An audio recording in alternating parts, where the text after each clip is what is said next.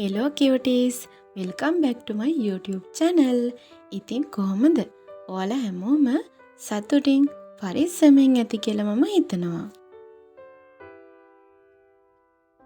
ඔයාලා ටික දෙනෙක් මගෙන් බයෝ රචනා ප්‍රශ්න ලියන්නේ කොහොමද කියලා ප්‍රශ්න අහලා තිබ්බා. ඉතින් මම අද වීඩියෝ එකෙන් අරගෙන ආවා බයෝ වල රචනා ප්‍රශ්න ගැන මම දන්න හැම දෙයක්ම. රචනා ප්‍රශ්න ගැන කියන්න කලින් මට ඔයාලට පුංචි දෙයක් කියන්න තියෙනවා. ඉතින් මං දැන් channel එක පටන් අරගෙන මාස 4ක් වගේ පොඩි කාලයක්. ඉතින් මේ පුංචි කාලෙට ඔයාලා මට දෙන මේ ආදරයට ගොඩාරියක් ස්තුතියි. මට Telegram එකෙන් message එනවා. ඔයාලගේ comments මේ හැම දෙයකටම ගොඩාරියක් ස්තුතියි. ඒ වගේම මගේ තියෙන අඩුපාඩුත් මට පෙන්නලා දෙන්න කියලා ඔයාලා හැමෝගෙම ආදරෙන් ඉල්ලනවා.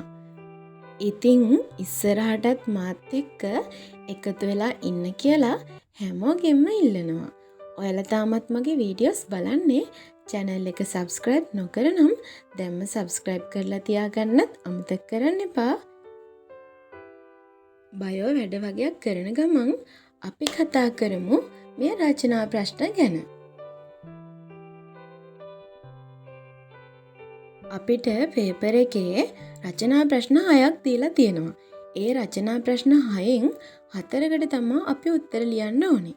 මේ එක ප්‍රශ්නයකට ලකුණු 150 ගානේ අපිට ලකුණු හම්බෙනවා.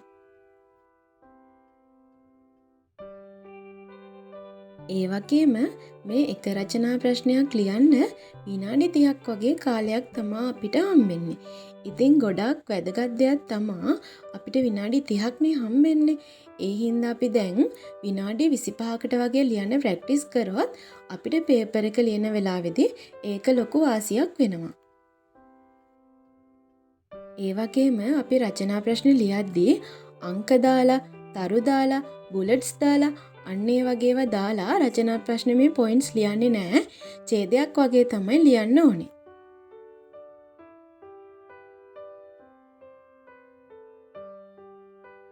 රචනා ප්‍රශ්නික ව්‍යුහය ගැන අහලා තිබ්බොත් අපි ඒ රචනා ප්‍රශ්නයට අදාළව රූපයක් අඳින්න ඕනේ.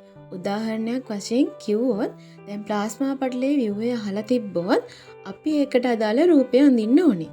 මේ ව්‍යුහය අඳිනකොට අපි මේ ව්‍යුහයේ නම් කරන්න ඕනේ කොටස්.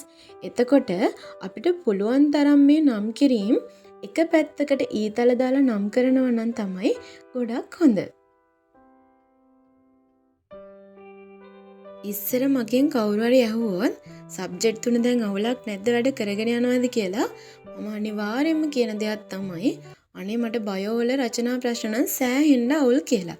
ඉතින් මම මේක හදාගත්තේ කොහොමද කියලා කිව්වොත් අර කටපාඩම් කරනවා කියන්නේ අන්න ඉදිරිය කටපාඩම්ම කරන්න ගියේ නෑ.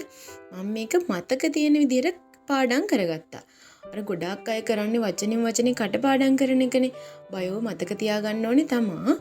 ඒ වුණාට අපිට මේක රූප සටහනකින් ඒ වගේම දැන් මේ පාඩම් කරන කොටස අර ගලාගෙන යන විදිහට කතාවකින් මතක තියාගන්න පුළුවන්.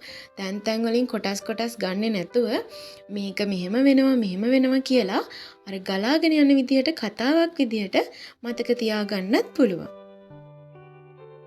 මම බයෝ වල රචනා ප්‍රශ්න ලියන්නේ කොහොමද? එක යුනිට්ස් වලට මම මේ රචනා ප්‍රශ්න ලියන විදිය ගැන මං කලින් බයෝ වලට වැඩ කරන විදිය ගැන කරපු වීඩියෝ එකේ තියෙනවා. ඉතින් ඒ වීඩියෝ එක බලපු නැති කෙනෙක් ඉන්නවනම් මම මේ වීඩියෝ එක යටින් ඒකේ ලින්ක් එක දාලා තියන්නම්.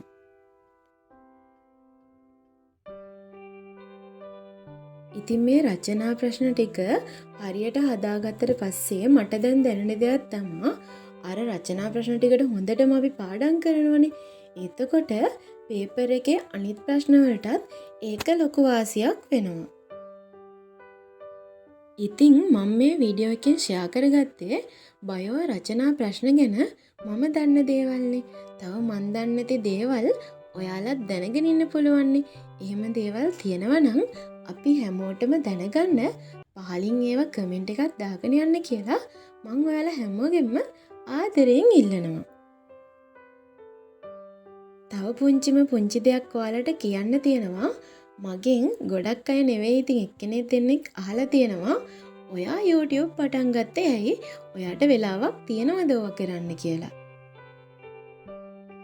ඇත්තටම මම channel එකක් පටන් ගන්න ප්‍රධානම හේතුව තමයි මම මේ channel එකක් පටන් අරගෙන මේ වීඩියෝස් කරනවා කියන එකට ගොඩාරියක් කල් ඉඳන් මාර ආසාවෙන් හිටියේ. ඒ වගේම දැන් අර එක දිගට පාඩම් කරලා මහන්සි වුණ වෙලාවක ඔළුව නිදහස් වෙන්න කරන්න දෙයක්වත් තියෙන්න එපයි. අන්නේ වෙලාවට මට මේ channel එකේ වැඩ කරන්න පුළුවන්. ඔයාලගේ කමෙන්ට්ස් කියවන්න පුළුවන්. අන්නේ හේතුව හින්දා තමයි මම මේ channel එක පටන් ගත්තේ.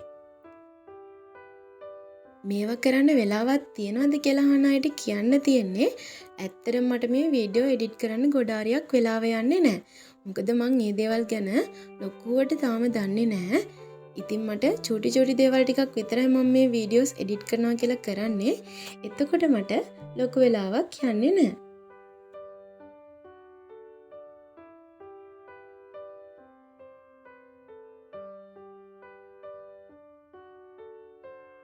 අලුත් වීඩියෝ එකක් අරගෙන එනකම් හැමෝම සතුටින් පරිස්සමින් හොඳට පාඩම් වැඩත් කරගෙන ඉන්න. එහෙනම් අදට ගිහිල්ලා එන්නම්. බයි.